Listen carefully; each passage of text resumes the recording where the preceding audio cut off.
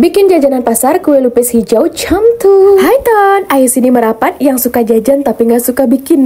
Ditonton aja ya videonya. By the way, ini beras ketannya udah mau direndam selama 2 jam. Terus abis itu kita tiriskan, kita buang airnya, kita masukin ke dalam wadah yang gede. Karena abis ini Morin mau isiin pasta pandan hijau cantul biar aromanya ada pandan-pandannya. Ditambahnya dikit aja, jangan banyak-banyak, jadinya ntar keijauan kayak rumput tetangga.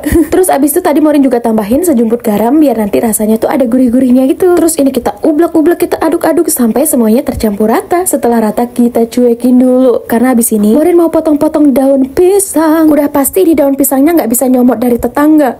Beli di kota apa-apa serba beli, daun pisang, daun kemangi, daun apa aja beli ya. By the way, itu tadi daun pisangnya dipotong-potong terus dicuci. Abis itu kita bakar di atas kompor kayak gini biar apa? Biar nanti daun pisangnya tuh nggak dikit-dikit robek, dikit-dikit robek, emosi yang ada naik darah. Lanjut, sekarang waktunya kita bungkus. By the way, sama tahun ini beras ketannya Morin cuma pakai 1/4 kilo aja karena stok yang Morin punya cuma 1/4 kilo. Lagian coba dimakan sama keluarga segini aja udah banyak kan. Nah ini pas proses membungkusnya itu kita harus pakai tenaga.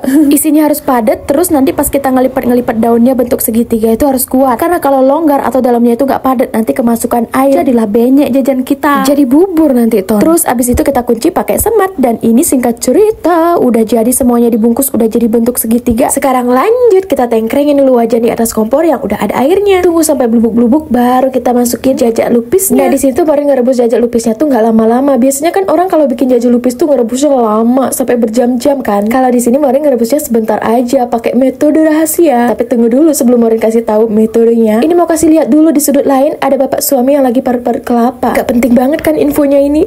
By the way, di sini Morin pakai metode 5-37. Jadi direbus selama 5 menit, terus kita diamkan, kita tutup dengan rapat, ditunggu sampai 30 menit. Setelah 30 menit baru kita rebus kembali selama 7 menit. Dijamin pasti mateng dan hemat gas.